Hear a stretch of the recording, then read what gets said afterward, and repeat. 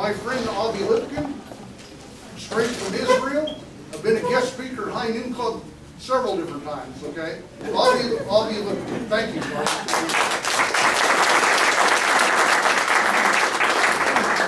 Okay, for the record, what is our time frame? You've got at least an hour if you want. Okay? 1:30. Yeah, 1:30. We're going to be done 1:30. So you got, you got all that time. No, if you don't need all the time, we can fill in with other things. Yes, you got all the time. How about 5 hours?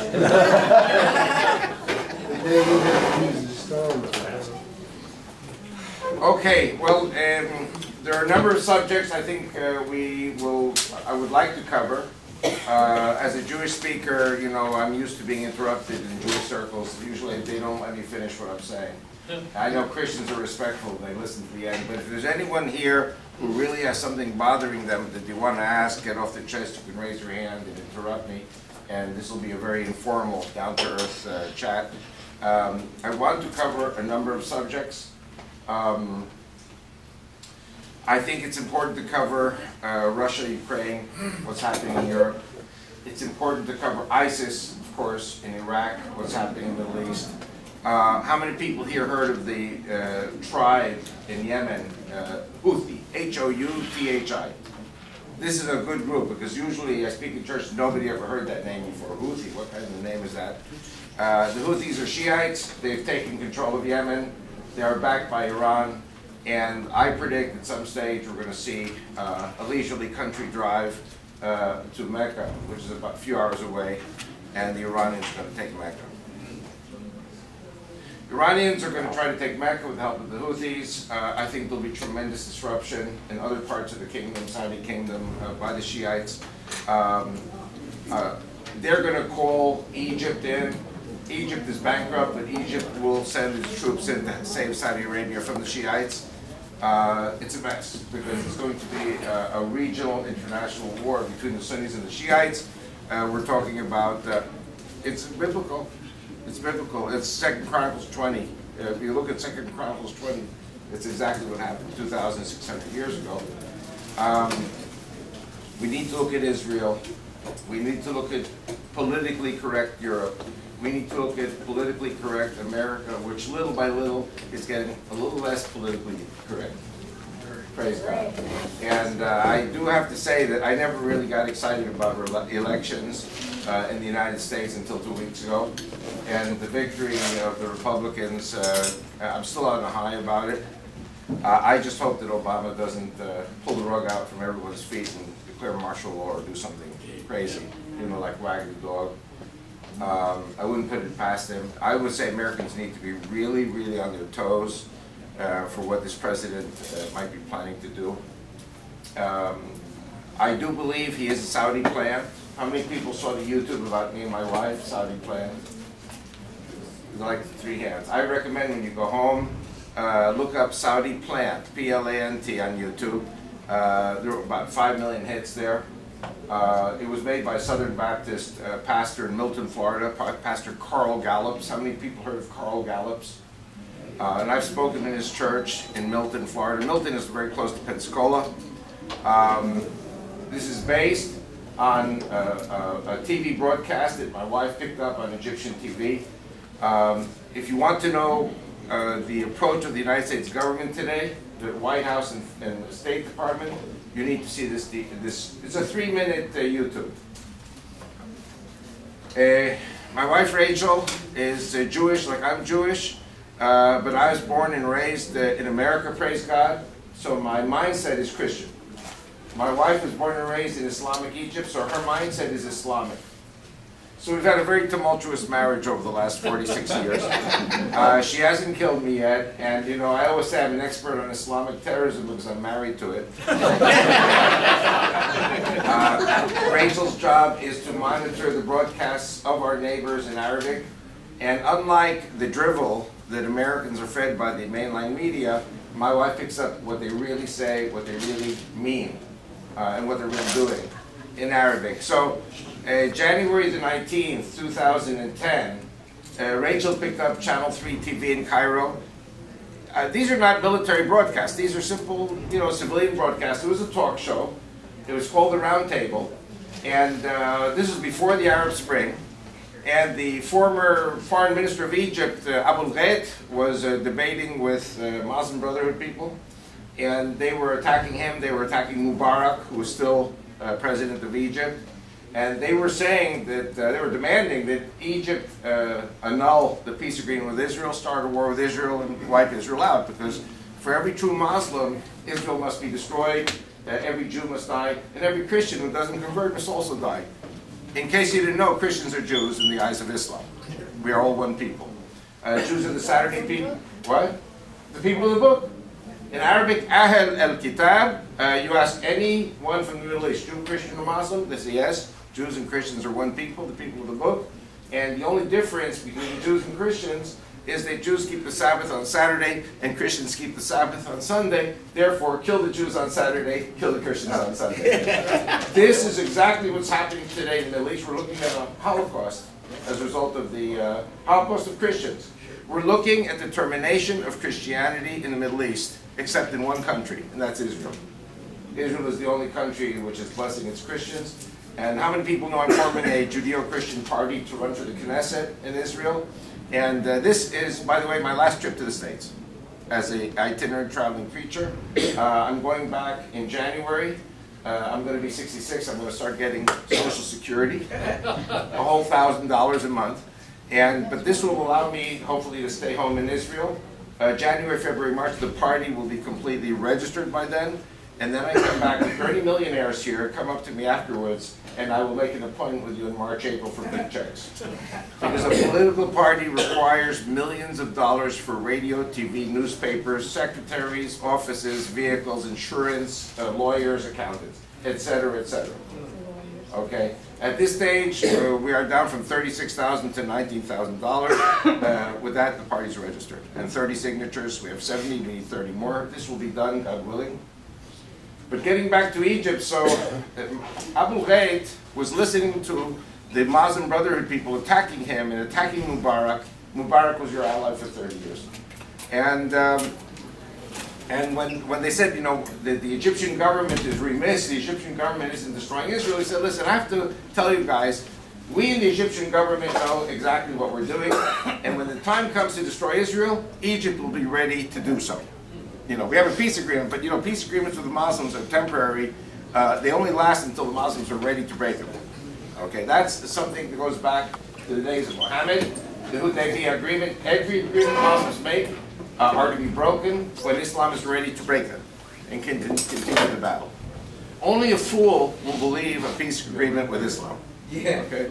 Now, then he went on to say, okay, so he said, don't worry, we in the Egyptian government know what we're doing, but I will say one thing, you should be calm. Because President Obama visited us in January of 2009, and we had a one-on-one meeting, and Obama swore to me that he's a Muslim. Obama swore to me that his father from Kenya is a Muslim. Now, if your father's a Muslim, what are you? You're Muslim. And by the way, he's been president 6 years, and he has said that he is a Christian. Why is he still alive? Yeah. If he's a Muslim and he leaves Islam, becomes a Christian, says, I'm a Christian, he should be dead immediately. If he isn't dead, it's because he's a liar. Now, you all know in Islam there's a term taqiyya, which means you are commanded to lie to the infidel. So, does anyone believe anything Obama's saying? No. I mean, you've been following the news. He said, I'm the president, I'm not the emperor. Well, guess what? He is the emperor. You know, or I'm not going to do this, and then he does it. And so anyway, so lying is endemic in Islam. There is no 10 Commandments.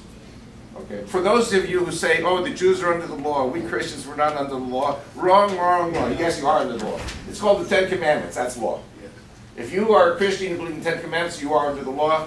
If you believe in love the Lord thy God, love thy fellow as thyself, the two most important commandments according to Jesus Christ, then you are under the law. So Muslims don't believe in any of those things. Those people are lawless.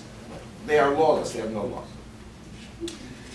So he said, Obama was here, so he's a Muslim, his father from Kenya was a Muslim, his stepfather from Indonesia, Suharto, was a Muslim, and that he was raised in a mosque and in a madrasa till age 11 as a Muslim. How many people remember the Catholic Jesuit Francis Xavier? Francis Xavier said, give me a child until 10 and I'll make him a man. This is doctrine of Catholic Church. Give me a child until 10, I'll make him a man. Obama was made a Muslim man until age 11 in Indonesia, in the mosques and in the madrasa. And he said, I've got Obamacare problems and economic problems that I have to deal with. Don't forget, 2009, when he came in, Wall Street was down to 6,000. And within a very short time, Wall Street was up to 12,000. Wall Street is now up to 18,000.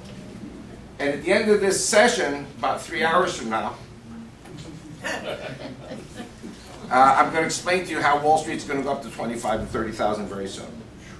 One of the things I share in the Tea Party meetings that I go to is that the US dollar is not going to collapse. At least not yet. The US economy is not going to collapse. Because America is a Saudi colony. America belongs to the Saudis. Well, we'll talk about this in a moment. I want to get back to Obama. Obama is just another phenomenon in continuation to many other phenomena that have taken place in this country. He said, when I overcome the economic problems of America, and when I overcome the Obamacare problems, I swear, listen carefully, I swear I will show the Muslim world what I'm going to do to destroy Israel. Obama is sworn to destroy Israel.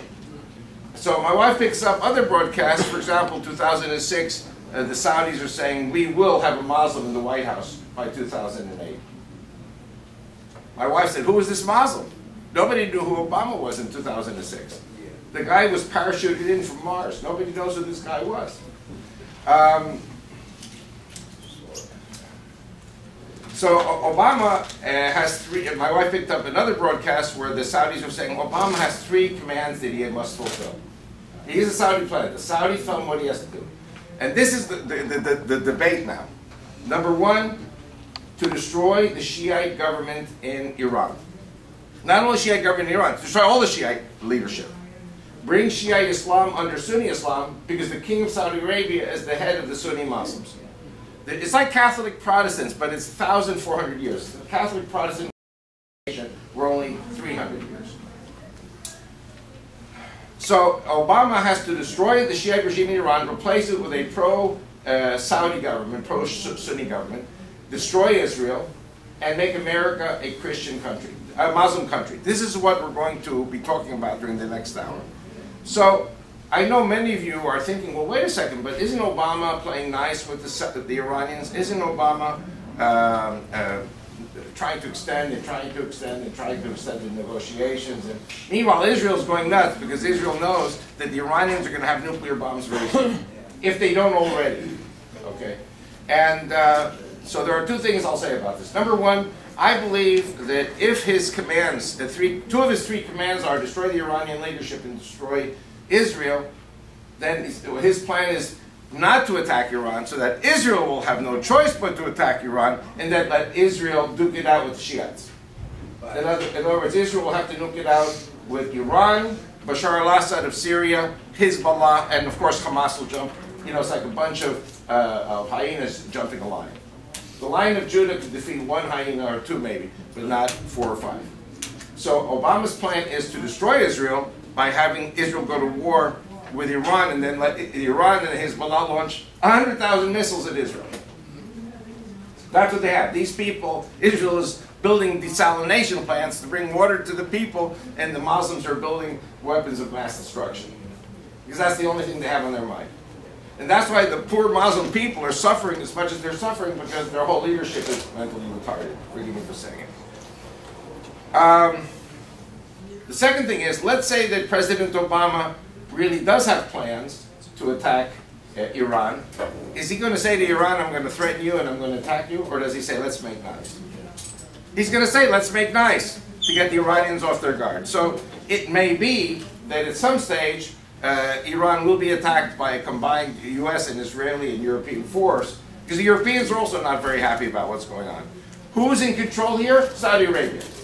Saudi Arabia is first and foremost threatened by a nuclear project of Iran. Now, one of the things I wanted to share, and that's in this red book. This book came out 10 years ago. Here I have 12 newsletters in one book. This is 2003. The April newsletter talks about, how many people heard about the Chinese-built missile base in Saudi Arabia? The Chinese have sold to Saudi Arabia 120 Dongfeng missiles. This is as of 10 years ago. The Pakistanis, whose nuclear project was paid for by the Saudis, the Pakistanis have provided the Saudis with nuclear warheads for the Chinese missiles. This is a great embarrassment to the US government over the last 30 years. Republican, Democrat, it doesn't matter. The Saudis came to the Americans and said, we want nuclear-tipped missiles. And of course, under pressure from Israel, the United States said, no, we can't. Saudi Arabia has at least 120 nuclear-tipped missiles. So if Iran starts fooling around with nuclear missiles, Saudi Arabia is going to erase Iran off the map. You have to understand, this is a religious war between Sunnis and Shiites. Before it gets to the Christians and Jews, it's a war between Sunnis and Shiites. So there's one of two possibilities. Either Western nations, including US and Israel, terminate the Iranian regime. I think you can all agree with this Iranian regime cannot continue very long.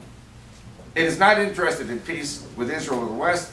It is a terrorist regime par excellence, and it is the greatest threat to Saudi Arabia. Israel today, de facto, is an ally of Saudi Arabia.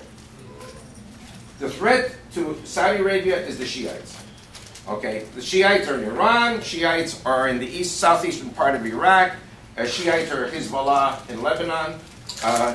You know, this may sound ironic that I say it, but ISIS is going to finish off Hezbollah in Lebanon. ISIS is going to take Lebanon too. A whole lot of things, crazy things are happening.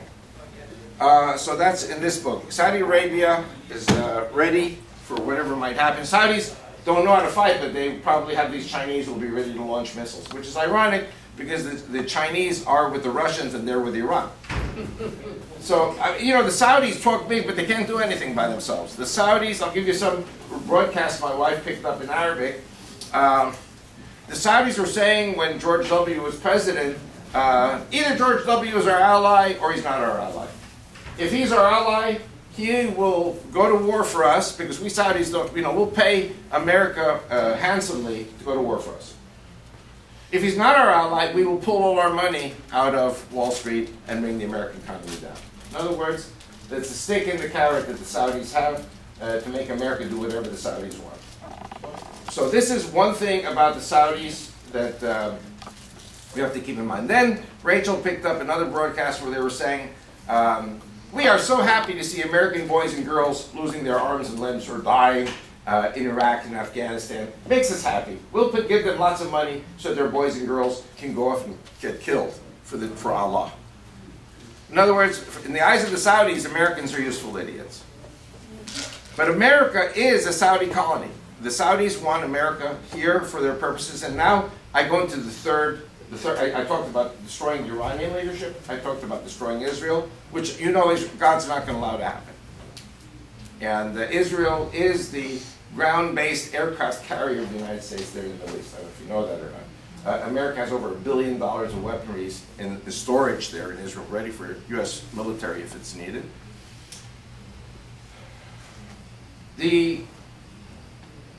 What I wanted to emphasize here now was the United States.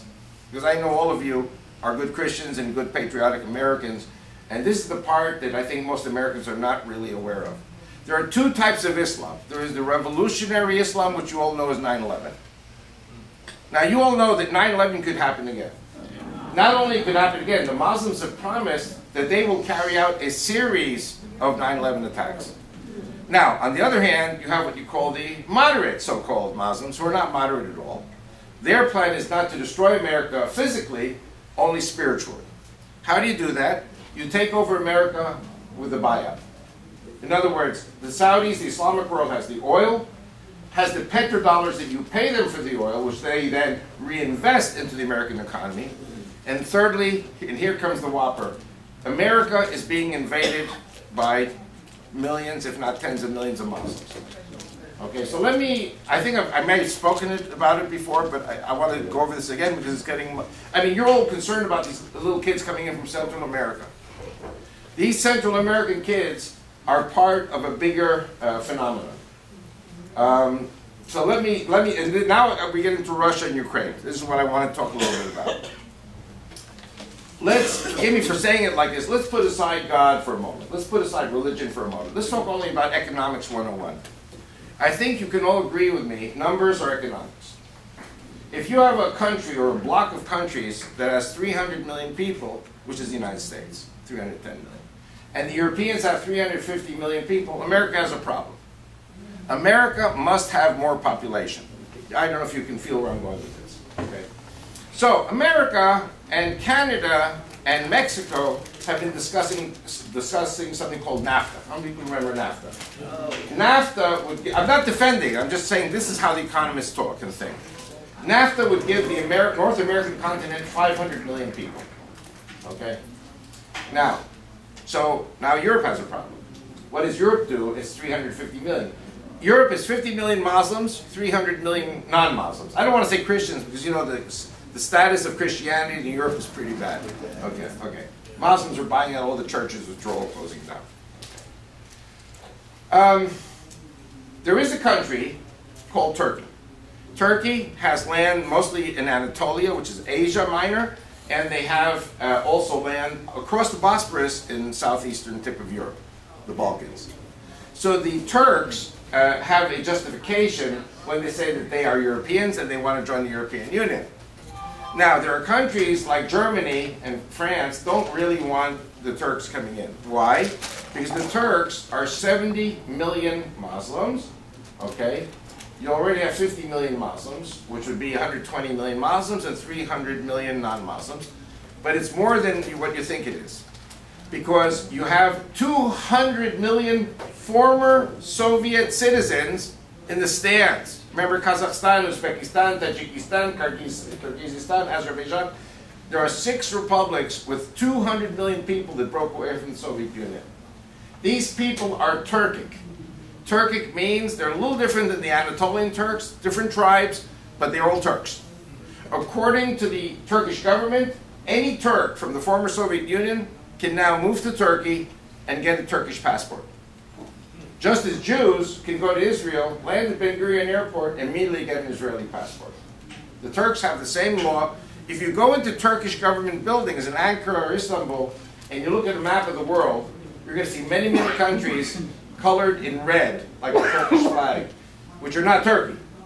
That includes the 6 former Soviet republics. It includes all of the lands that the Turks conquered over the last 1,000 years. That's why I think this is also a very important teaching for those who are interested. Turkey at the crossroads. Turkey, I don't know if you know this, controls also 1/6 of communist China. And Saudi Arabia is paying the terrorists, or freedom fighters, in Western China to fight against the Chinese, break away against the Chinese. Turkey controlled all the way up to Morocco. Meaning Turkey reached the shores of the Atlantic, all of North Africa, Saudi Arabia, the Balkans, Greece, Bulgaria, Romania, Hungary, all the way to the gates of Vienna. How many people remember the gates of Vienna? The history of the gates of Vienna. The Turks were at the gates of Vienna for 200 years until the Polish king and German barons came down and defeated them in 1683. So the Turks want to join the European Union. The total now is 270 million Turks. Who supports this? Obama. Obama wants Turkey to join the European Union. Now, if Turkey joins the European Union, it's, again, forget about religion for a moment. It's 270 million Muslim Turks, plus 50 million who are already there. How much is that? That's 320 million. The Christians are 300 million versus 320 million Muslims. Guess what? The moment Turkey joins the European Union, Europe becomes a Muslim continent overnight. We don't have to worry about demography. The Muslims take over Europe with 620 million people. So, brothers and sisters, is NAFTA enough? NAFTA is not enough because America is 500 million people. So by bringing in children from Central America and by not putting fences along the border with Mexico, you're basically, yes, inviting more population into the U.S. in order to balance off against what Europe is about to do. Okay, so the United States then, with the Central American republics, is 520 million people. But you're still short 100 million people. How do you get 100 million people? Well, these are the Arabs from the Arab Spring. The Arab Spring, which of course was instigated by the U.S.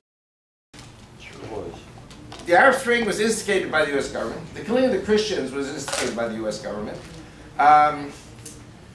When you kill the Christians, again, forget about God and forget about religion for a moment. When you kill the Christians in Egypt, the Christians in Egypt are 10 million, the Muslims are 80 million. But the economy of Egypt is in the hands of the Christians. If you kill the Christians, you destroy the economy. If you destroy the economy, the Muslims starve. Okay, the Muslims starve, what do? They leave. Where do they go? America. And by the way, in case you don't really believe me that Obama's a Muslim, let me assure you that everyone in the Middle East, especially the Muslims, know that President Obama's a Muslim. And that he's going to welcome the Muslims into the United States. Okay? So I want to go through this step by step, how this is going to work. So the U.S. Economy needs 100 million people. Egypt is 90 million, less 10 million Christians. The country's going to collapse. It's only a question of time. I wanted to say something, yes, about religion before I go on. How many people know that if you're a Christian, you're a terrorist? No, according to Homeland Security. Yes. Homeland Security describes Christians as terrorists. How many people know if you are a Jew or Christian who believes in the Bible, you're mentally unstable? Homeland Security describes Jews and Christians who believe in the Bible as mentally unstable. Okay. Now, we are now in November of 2014. February 2011 was the beginning of the Arab Spring. Okay, so we are still a little less than 4 years after the Arab Spring. If I had come here 4 years ago and said what I'm going to say now, you would say Avi Lipkin is mentally unstable. Why? Because I'm going to quote the Bible. Isaiah 19, verses 1 and 2 say, Egyptian will fight Egyptian. Brother will fight brother, neighbor will fight neighbor, and city will fight city. Now, 4 years ago, that wasn't happening. 4 years ago, everything was just fine in the Middle East. I mean, it wasn't fine, but it was stable, it was quiet. Mubarak was in control, Gaddafi was in control, Ben Ali was in control, Saleh was in control, Bashar al-Assad was in control. There were no civil wars. Do you know what happened? How many people know about the Tunisian fruit vendor? One hand. Okay, so I have two hands. So I have to tell you, because you have to know. You know, I always say it like this, you know, that I don't play cards. When you play cards, if you play cards, and you're not happy with the way the game is going, what do you say? Reshuffle the deck. Okay, it's a fair thing. I say God is the greatest reshuffler of the deck. Hillary Clinton was at that time Secretary of State. She's attacking Israel. I mean, they can kill millions of Christians. They can kill Kurds, Yazidis, they can kill Druze, they can kill Shiites, they can kill each other. Who cares? They can kill tens of millions of black people in Africa. Who cares? Least of all, the American blacks don't care. American blacks are only interested in the American agenda. And I have news for you. The American Jews also are interested only in the liberal American Jewish agenda. American Jews really do not care about Israel. You guys care more about Israel than the Jews do. I'm telling you right now. So, Hillary Clinton is bashing Israel. Why? Because Israel builds 100 apartments in some neighborhood which is across what used to be the Jordanian border. It's part of Jerusalem today. Nobody wants to recognize it. Okay. Israel is the worst war crime country in the world. And I don't know if you know this or not. We treat our Arabs very well. The Israeli Arabs serve in the army. They serve in the government. They're police. They're doctors. They're lawyers. They do everything. They're in our government. They're chief justices. I don't necessarily think that's such a good idea, but we are very, very good, very kind to our Muslim brothers in Israel. Israel is a very democratic country. I think it's something that Americans and Israelis have very, very deep in common. So the Israelis, the Americans share something very special. Hillary Clinton is bashing Israel. Israel is the worst war crimes. How many people heard the word apartheid? Israel is an apartheid country. Do you know what was apartheid? The Palestinians. Because any piece of land the Palestinians get, all the Jews have to leave or be killed. But yet, in the Jewish area, Jews, Christians, Muslims, Druze can all live together. Okay. So one day, in Tunisia. I don't know the name of the town. He's in some little town. Fruit vendor. He's pushing his cart with fruits and vegetables. And the policeman arrests him, wants a bribe. And the Tunisian fruit vendor says, listen, you know me how many years? I have never had a license and I'm not going to pay a bribe. They arrest him. They confiscate his cart. They confiscate his fruit. They confiscate his scales. It was the only property this guy really had. And then in the police station, a Muslim policewoman slaps him in the face, which is the ultimate offense to a Muslim man. Now, eventually, they got to let the guy go, so they let him out of the jail. He goes to a gas station, buys a quart of a liter of gasoline, pours it all over himself. He self-ignites, self-immolates, and all these Tunisians who are very French, they all have cell phones, and they're all taking movies of this guy burning up. Within minutes, all of Tunisia was up in flames because it was a powder keg. Tunisia was a country in which the people were fed up with a dictator called Ben Ali who had been there for 23 years. The next day, what country? Libya. And you know what happened to Gaddafi? They killed him. And even to this day, it's brother fighting brother, neighbor fighting neighbor, city fighting city. It's not only Egypt. We see the fulfillment of God's word in Tunisia. We see the fulfillment of God's word in Egypt. We see the fulfillment of God's word in Yemen. We see the fulfillment of God's word in Syria and in Iraq. And I'll tell you the truth. I think that Hillary Clinton had a problem. She could not blame Israel for this. I mean, you can blame Israel for almost anything, you know, but this is one thing Israel could not be blamed. And the U.S. government was sitting there thinking to itself, you know, what are we going to do? How are we going to grab Israel and punish Israel and attack Israel? And Israel is the apple of God's eye. That's what it says in the Bible, Zechariah 2, verse 12. So for 2-3 years, the American government is in a quandary, you know, under President Obama. I want to stop for a moment and say, you know, that I don't know if you know the statistics. 70% of America is Christian.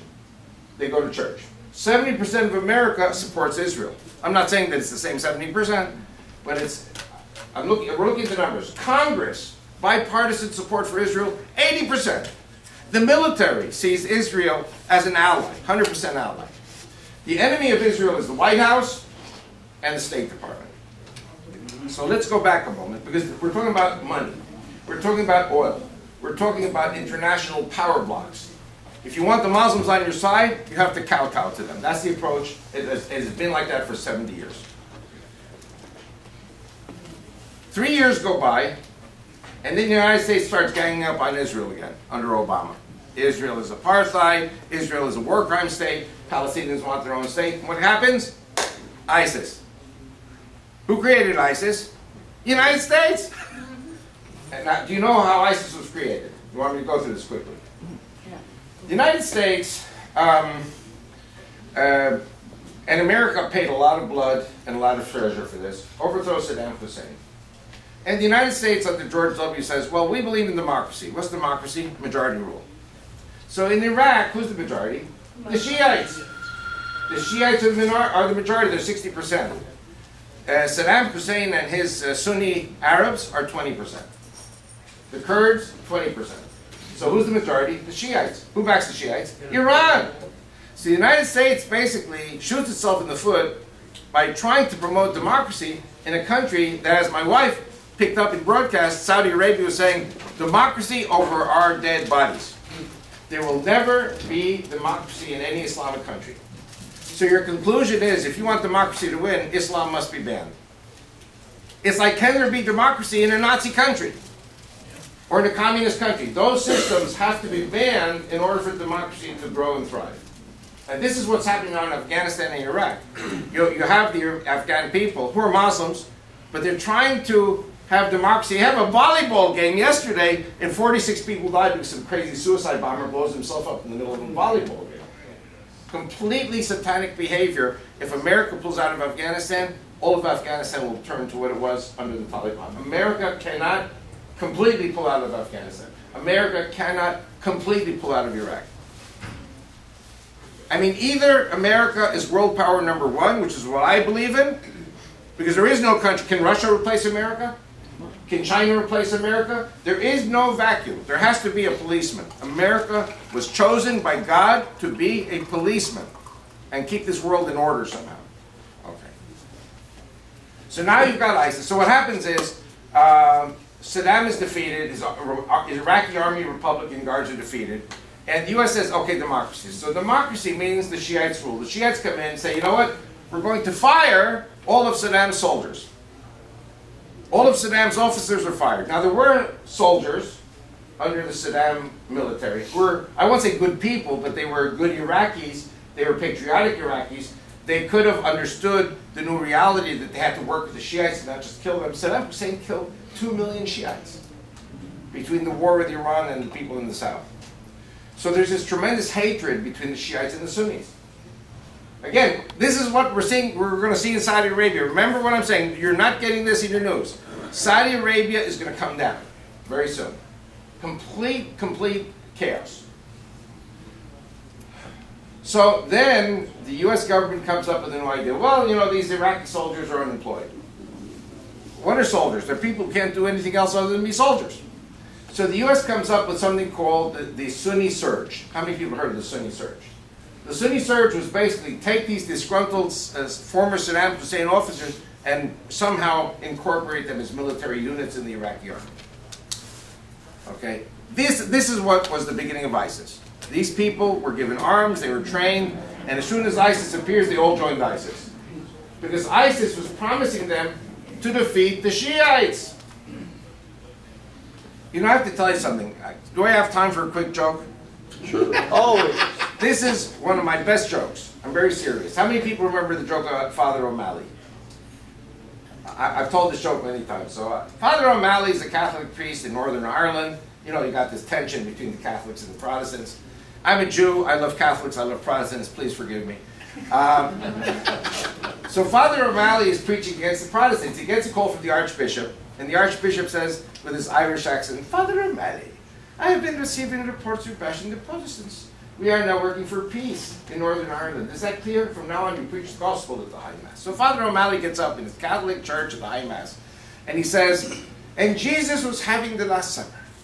And he said, one of you disciples will betray me. So Matthew gets up, is it I, your brother? No. Mark gets up, is it I, your brother? No. You know, all the disciples. The last one is Judas. So Judas gets up with his British accent and says, I say, old chap, is it I?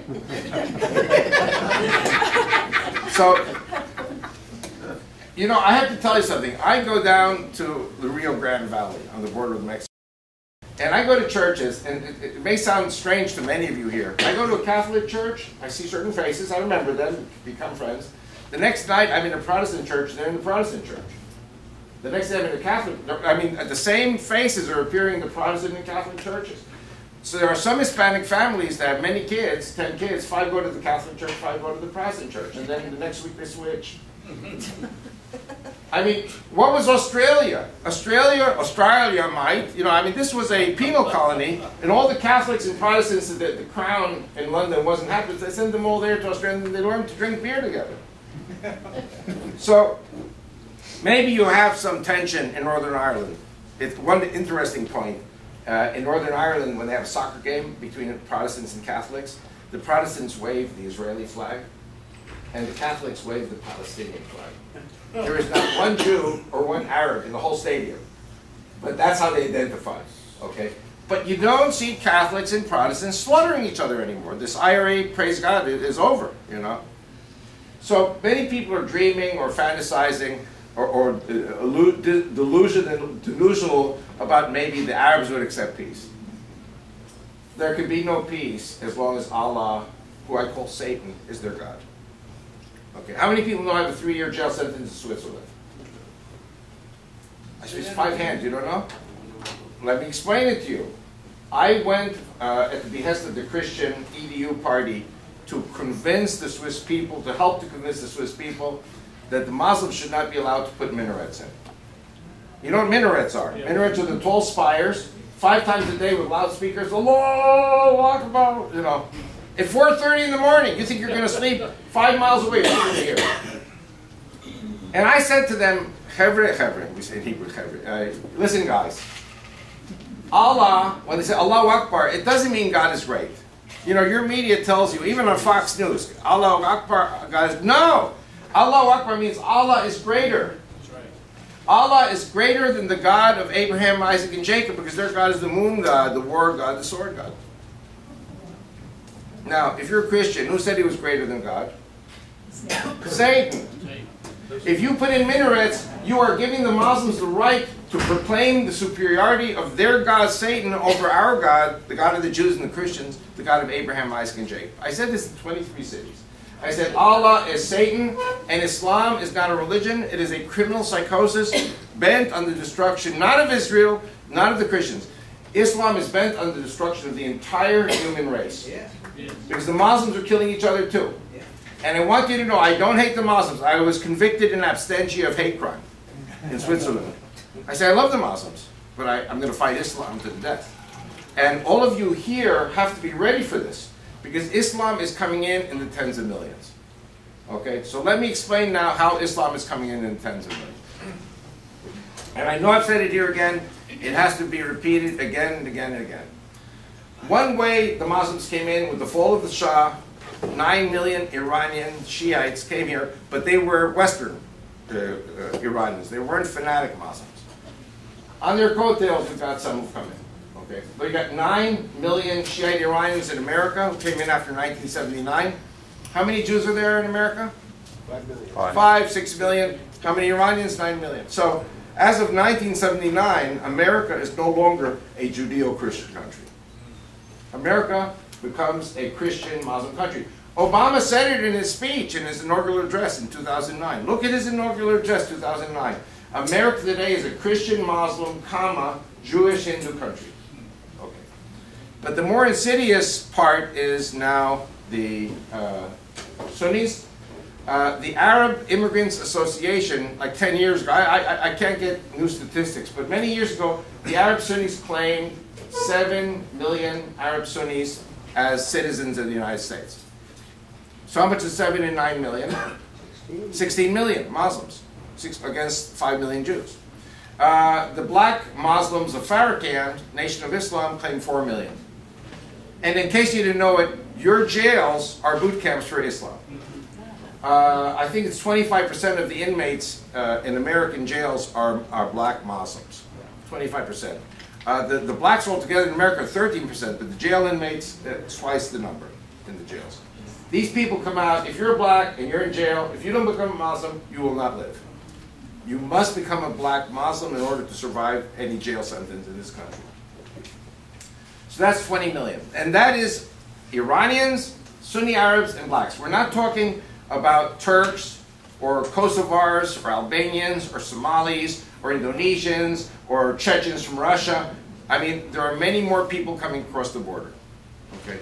So let me talk about one very elegant, very legal way in which they come in. They don't come in as immigrants, they come in as students at the universities. Does anyone remember that I spoke about this here?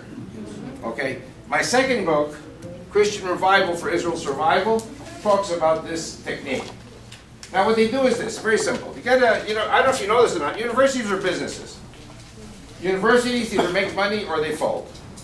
And if you're the president of a university or a dean of a university, if your university is losing money, you're out of a job. They're going to bring in somebody who knows how to make money. It's a business. So let's take Duke University in Chapel Hill, North Carolina. Good school, not Ivy League, but good school. And they get some kind of a letter or cablegram from some prince in Indonesia. He says, I want to give you guys a check for $23 million, no strings attached. Now, what's the university going to say? $23 million, no strings. Oh, you come right over. So he comes over to Chapel, North Carolina, presents them with the check, and during his dedication speech, he says, we have a great respect for this university, and we want to help you to make it even greater.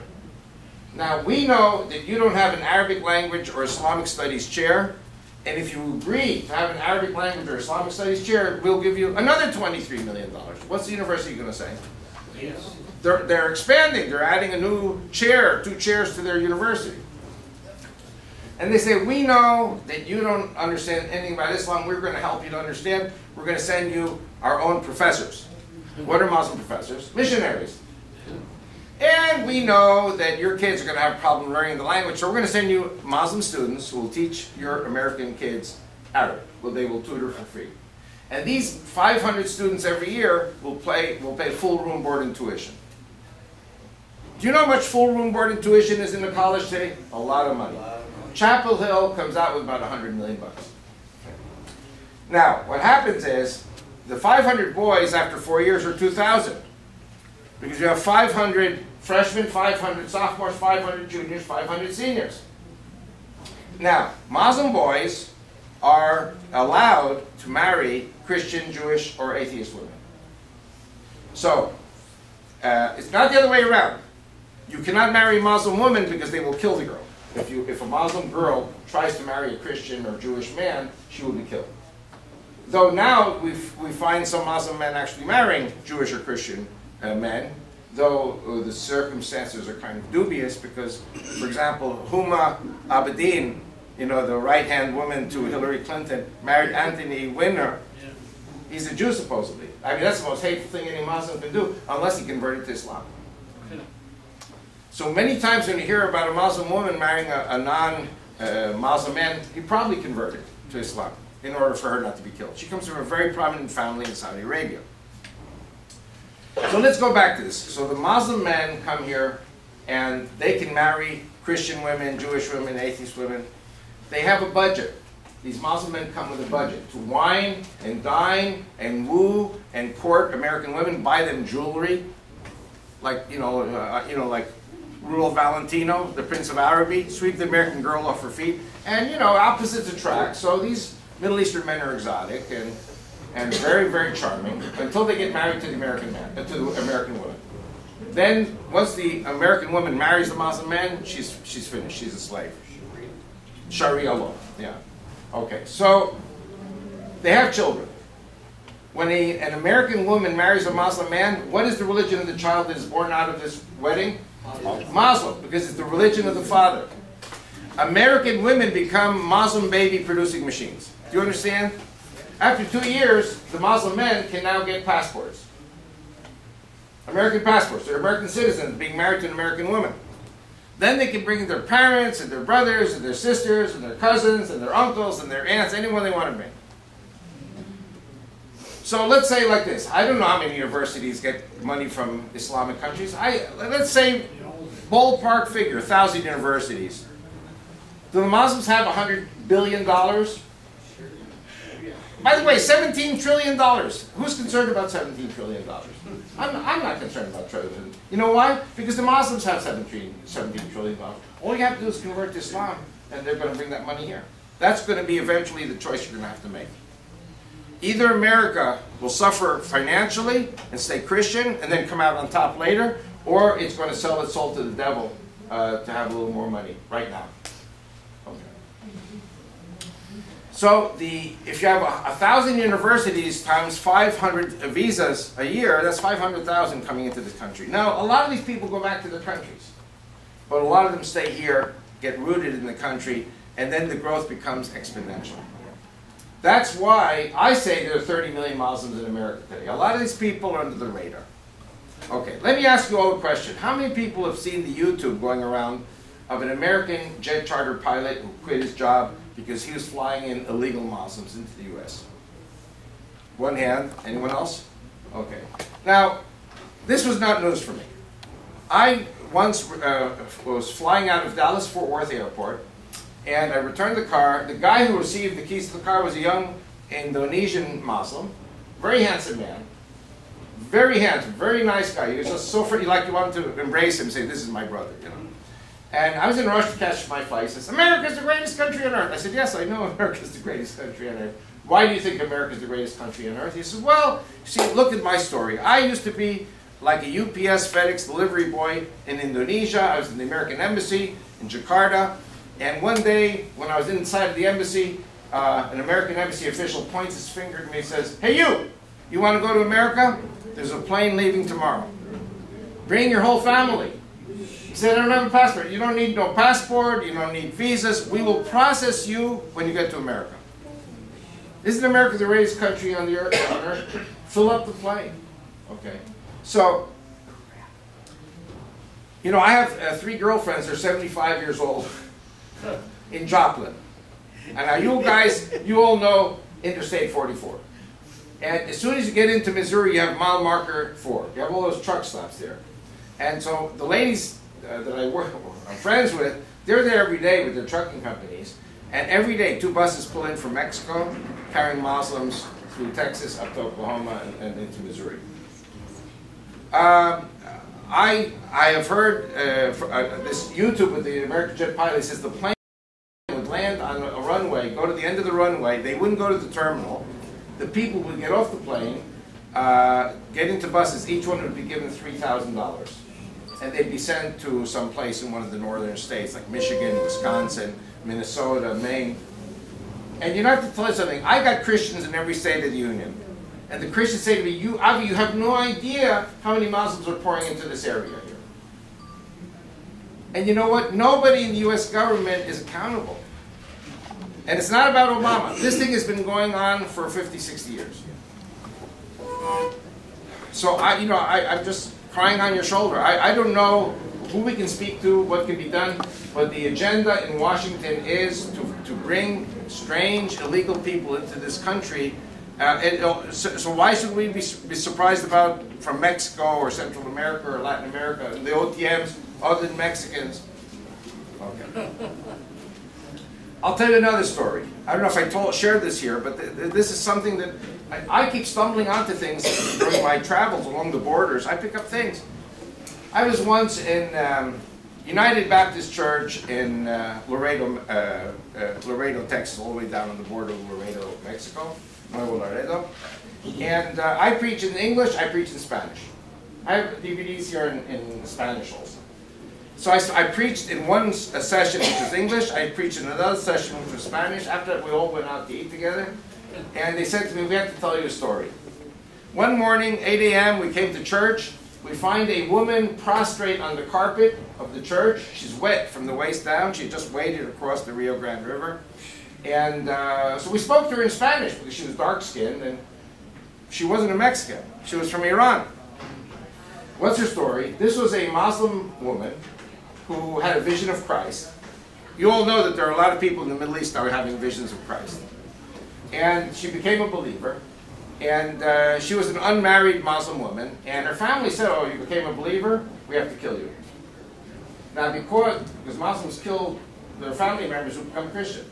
So because she wasn't married, which was fortunate for her, and because she had a passport, and because she came from a wealthy family, she bought a ticket, one-way ticket to Paris, France, flew to Paris, France. When she landed in de Gaulle Airport in Paris, she bought a ticket to Mexico City. She flew to Mexico City, landed in Mexico City, hired a taxi driver, and the taxi driver was also a coyote. You all know what coyotes are. They're the immigrant runners. Paid him to drive her all the way to Laredo, like a 16-hour drive, drove her up to Laredo.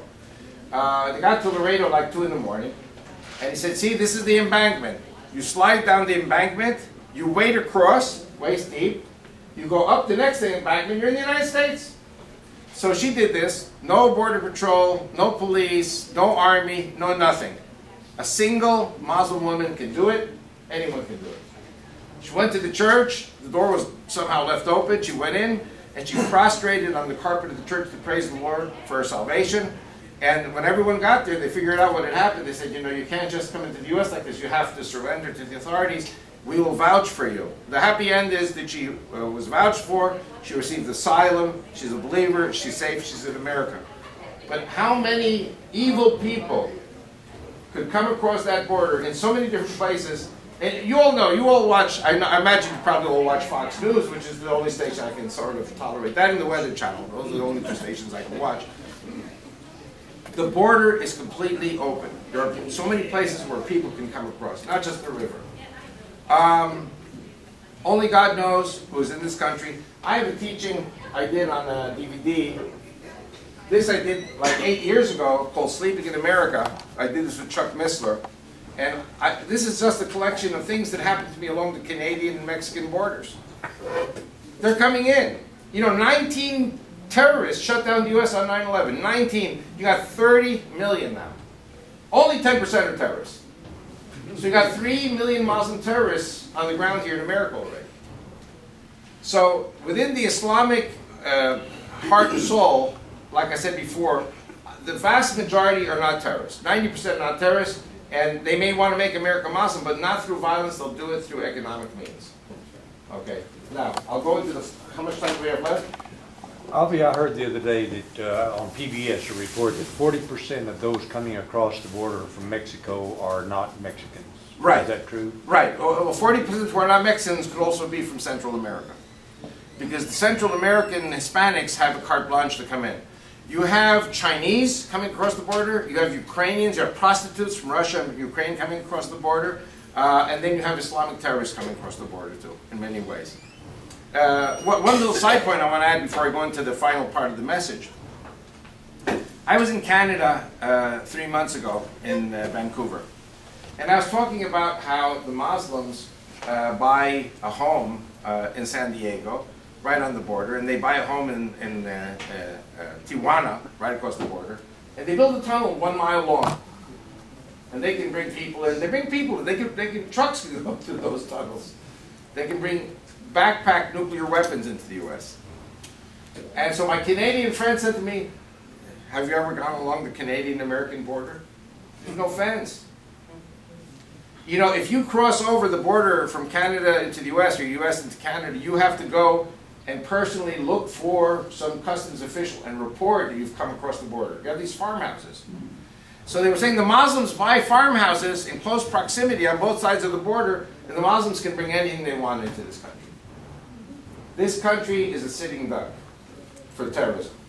But more than sitting duck for terrorism, and I wanted to I know the time is running out, I kind of want to conclude here on this now. How many people heard of Agenda 21? Okay, Agenda 21, this is the heart and soul of the Tea Party groups I speak to, and I explain to them like this. I drive a lot from Texas into Oklahoma and back. One of my trips, I go from, let's say, Highway 75 from Dallas up towards, what's it called, McAllister, okay?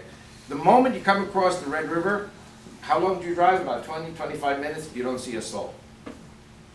You got beautiful Sweetwater lakes, you have beautiful rolling hills and forests, and there's nobody there. And then you have the Kiamishi Mountains, you have the Ozarks in Arkansas and Missouri, Oklahoma, Texas. You could easily fit 100 million Muslims here. Okay? And if the U.S. government wants to confiscate lands, national parks, forests, private farms, they can do it and they will do it. And what I want to say is the following. I'm going to say now some really crazy things, which they wouldn't dare say them on TV, but it's something we have to think of. I personally believe that the Iranians already have nuclear bombs, nuclear tipped missiles. The Saudis have them, the Iranians have them. Something's about to explode in the Middle East now. You remember Bashar al-Assad. Why is Bashar al-Assad of Syria still in power? Turkey, under Erdogan, wanted to go in and overthrow it. Turkey was going to send its army in, and all of a sudden there were demonstrations in the streets of Istanbul, and Erdogan says, there is a country threatening us with internal unrest. Somebody's stirring the pot. It wasn't Israel. You know what country it was? Iran. Listen carefully. 31% of Turkey is Shiite Alawite. In other words, Bashar al-Assad is Shiite Alawite. The Iranians who are Shiite said to the Turks, if you mess with Bashar al-Assad, we're going to overthrow Turkey. 31% Shiites, 25% Kurds. The Kurds also want their own state. Turkey is going to explode.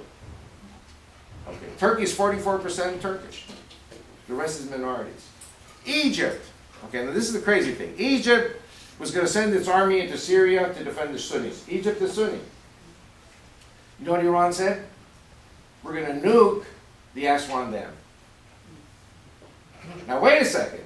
When I hear someone say nuke the Aswan Dam, I don't know what Israel has or what it doesn't have, but Israel's not interested in nuking the Aswan Dam because even if Israel supposedly had the weapons to do it, all that radioactive water would go into the Mediterranean and go to the shores of Tel Aviv. So you think for a moment, Israel would not want to nuke the Aswan Dam even if it wanted to. Okay. So here comes Avi Lipkin again quoting the Bible. I'm mentally unstable. Ezekiel 28:29 says, and this is something I want you to go home and think about. Ezekiel 28:29 says, Egypt will become a desolation. For 40 years. For 40 years. No animal will tread in the Nile Valley or Egypt. Egypt is the Nile Valley. The rest is desert. And no Egyptian will live in Egypt. The Egyptians will not be killed. They'll be scattered to the God's word, to the four corners of the earth. So you tell me, the four corners of the earth, what's the greatest nation in the world with the greatest potential to absorb Egyptians? United States. For 40 years. Afterwards, they go back. Yeah.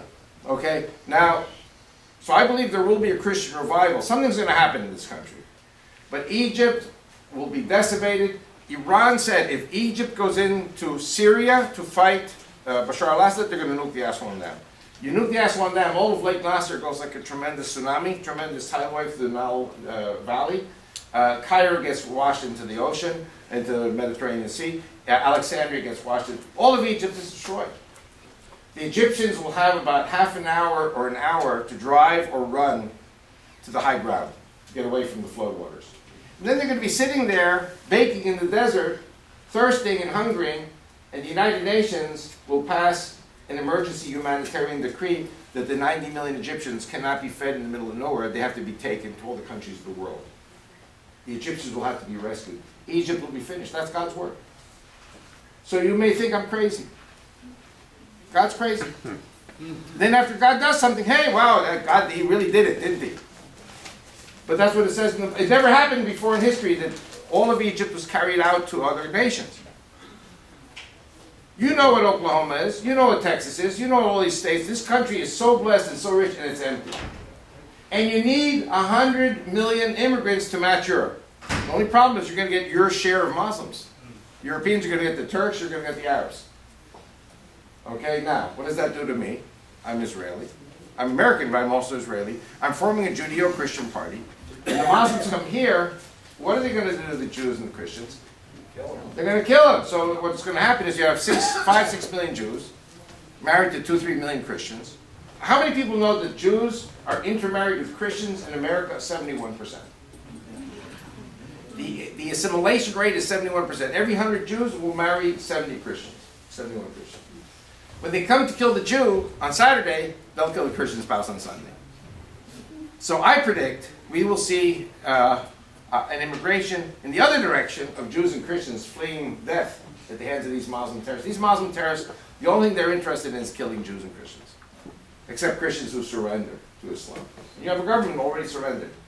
So these Jews and Christians, 7-8 million, are going to move to Israel. Israel's population today is 6 million Jews, 500,000 Christians, and 1.5 million Muslims. What happens tomorrow when 10 million people move to Israel from the West? Glenn Howard taught me a verse I didn't know from my own book. You know, Hosea 11 verse 10. My children Ephraim will come home to Israel trembling from the west as the Lord roars like a lion. Jews are going to have to flee this country. Jews are finished in this country. The Muslims are cataloging the Jews everywhere in the United States and Canada and Brazil, Mexico, Argentina, wherever the Jews, the Muslims who live around them are cataloging them like the Nazis did. And the Jews will have one of two choices, either go to Israel or die. It's not going to be the Christians who are going to kill them. The Christians will protect them, but the Christians are also going to be protected. Because the fanatic Muslims are going to do 9/11 type attacks on American soil. So my conclusion is, I believe in the back of the book, who wins, which is we together. We win, but keep the gunpowder dry. And we are in the right place right now. So keep the gunpowder dry, keep your house in order, be ready for whatever's happening, stand with Israel whenever you can, because it's your Israel, and the Messiah is a Jew from Israel who speaks Hebrew, and he's going to be showing up either first or second time. We'll worry about that, we'll check his hands when the time comes. But meanwhile, what I think God is preparing is that the Jews and their Christian spouses and children, and maybe some other Christians, are going to come to Israel and be there at the Mount of Olives when the Messiah shows. Amen. He's not going to show only for the Jews or the Jehovah's Witnesses. I promise.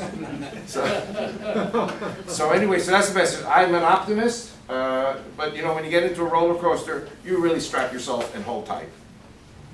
And then wait till the end of the ride, you got through the ride. But I think the Messiah's in our times. I can't put a time on it, but I think that things with Islam are imminent. And I think God is so full of surprises. And like Santa Claus, you know, ho, ho, ho, everything is funny for God. I mean, you know, we think we understand what God's going to do. But God knows what he's going to do. We don't know. So God bless America, and God bless everyone here. And I'm happy I was invited back again. You know, they always say before I was, more important than being invited is to be invited back. So hopefully this will be my last trip as an itinerant traveling preacher. I'm hoping to go home December 23rd and not come back to the United States until the Bible Bloc Judeo-Christian Party is registered and running in the next elections in Israel. Thank you very much. Let me make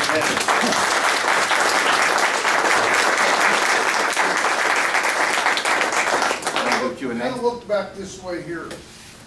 Let's do a couple Q&A. Sure. Okay, a couple. Real short. Representative Westhoff will do one. If anybody else has got a quick question. Before anybody leaves, let me tell you where he'll be tonight. Yeah, okay, we'll do that. But I was also going to say, Avi's going to be at OPAC on this coming Wednesday, so if you've got any questions there.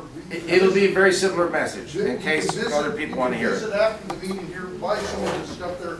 Let's go to wait till the very end. Okay. To do the announcement. Okay. Let's go a little quick Q&A here. Yes. Let's go too far with Q&A because we need to come in. Okay. Okay. Avi, I appreciate your wife monitoring those networks.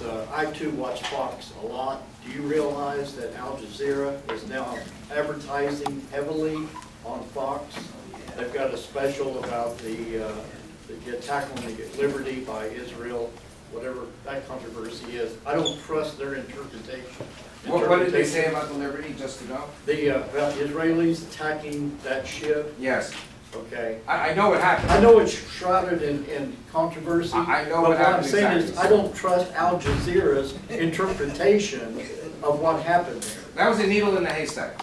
Yeah. Because all the other relations with America are very good. But do you understand the relationship between Fox and Al Jazeera? Let me explain Are they it. partners now or what? No. Let me explain it like this. Fox News is traded on Wall Street. Any news media traded on Wall Street can be bought and sold at will. So, if you are a news editor, Jew, Christian, or whatever, on Fox News or any other media, and all of a sudden the Islamic world says, you know what, we don't like these people, what they're saying about us, they buy the stock, 20% of the stock. Later they sell it, but they buy 20% of the stock, fire all the people, because they're the bosses. After they fire, they sell the stock, they go to the next media. So as long as the American media is dominated by the stock market, no media really can say anything bad about Islam. Because if you're a news editor, you will be fired. Eventually they're going to buy it out, fire you, and then... You know what, let me give you an example. How many people remember Jana Davis? Jana Davis of Oklahoma City bombing. I think it was the... yes, it was bought out by a New York station, then they fired her. So all these different stations, they're all in the pocket of Islam, and they do what they're told. You know, let me kind of jump in here to something I just recently kind of learned. I've got to do it, and I was telling a couple guys here earlier before the meeting started. I just recently did. I've got to do what we call CLE, continuing legal education, for my investigative license. And there's a group out there, and we've had them actually here at High Noon Club. Frank Gaffney with the Center for Security Policy. But they put on some continuing education in Tulsa, and I went to it here a month or so ago.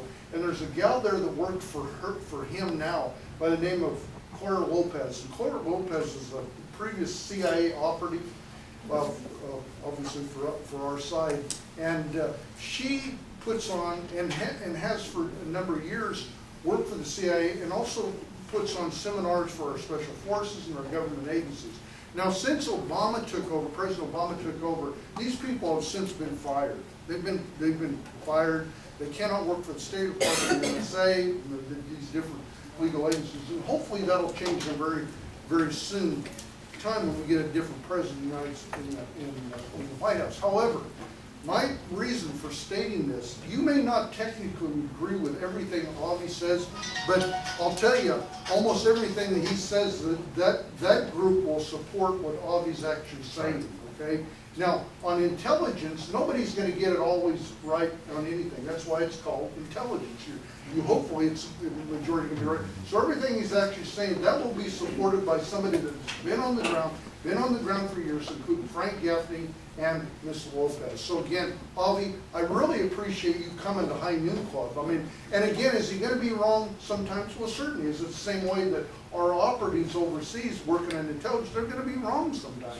Because people, it's not an exact science, but you're getting good data and good information. So Avi, thank you very much. Glenn, why don't you go ahead and By the way, announce? one quick thing, my wife reminds me every day how wrong I am. But I will say one thing, I don't know her name, but there was this CIA trainer in Washington DC. I spoke at some Messianic conference in Norfolk, Virginia, and she was there. And then I was at Chuck Missler's, and I know she was there. Like, she followed me around. She's not there anymore, you know. But she said to me, she uses all my DVDs and books and everything to train CIA operatives, but when her politically correct bosses show up, she hides my stuff. If you want to, we'll end the meeting, we'll do that, go buy his DVDs, talk to him, ask him questions. Avi's going to stay here for a while and do all that stuff. Avi, thanks for coming. My pleasure. Go get his stuff. Thanks for coming, appreciate it. Thank you.